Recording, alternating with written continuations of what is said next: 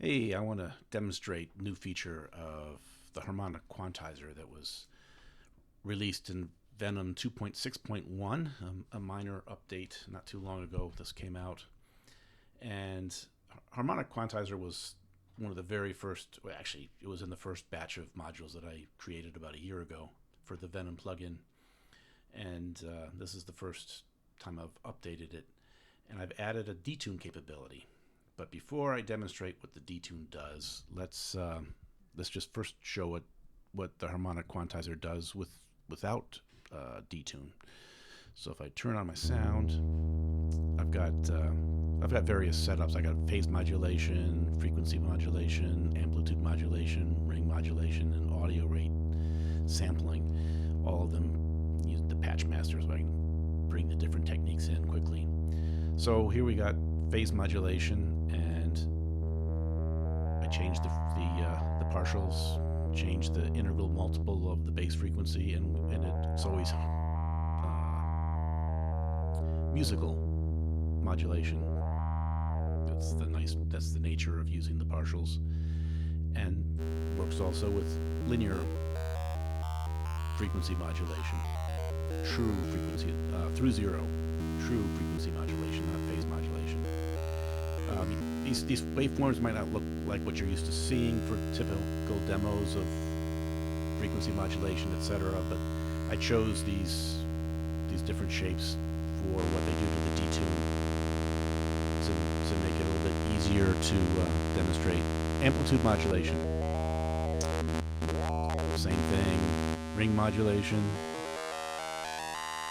These partials, integral multiples, are useful for all these different techniques. For sample and hold, sampling the waveform at audio rates.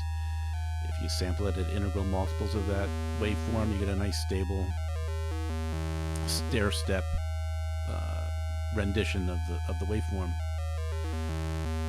So these are all nice, but it's kind of static. So just like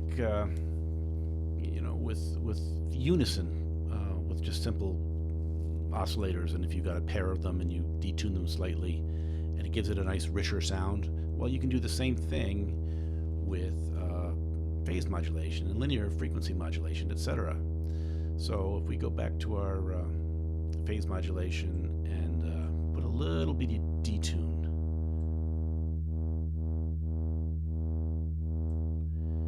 gets this nice pulsing effect.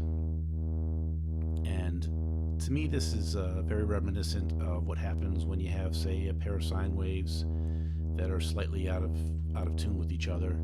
They go in and out of phase, and you get constructive and deconstructive interference. And that's not exactly what's happening here, but it's a similar result where you got this beat frequency. And that same thing happens for linear frequency modulation, amplitude modulation, ring modulation, and the sample and hold. But what happens if we increase watch what happens when I increase the frequency? A huge difference in the rate of that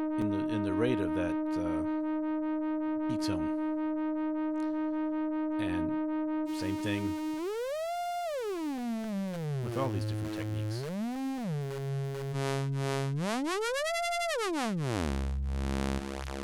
And that change in beat tone might be exactly what you want as you go up and down the frequency.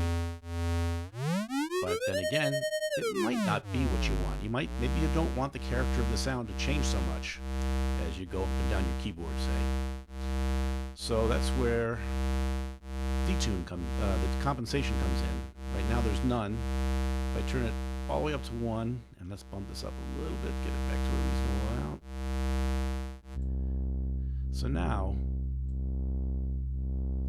with it at 1, this beat frequency should stay the same no matter the frequency. So I can bump this up.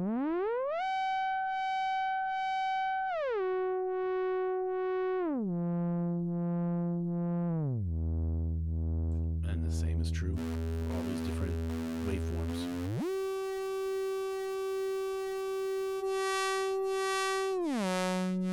sorry, not waveforms, but different techniques.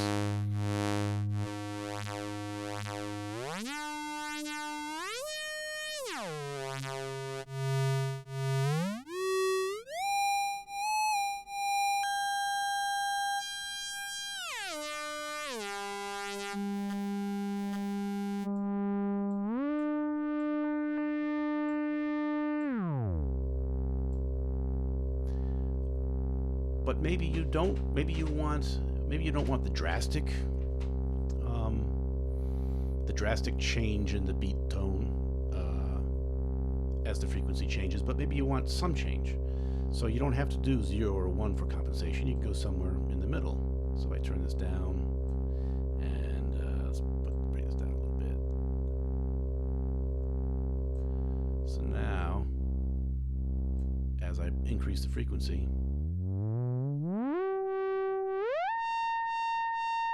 definitely hear it's faster as I go up higher, but it's not this drastic change.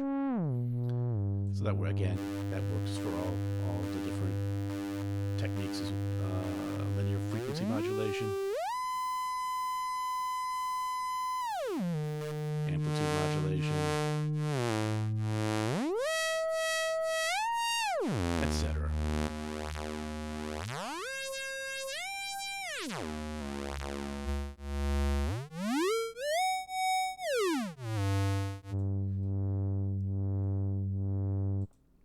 So that's all I wanted to show.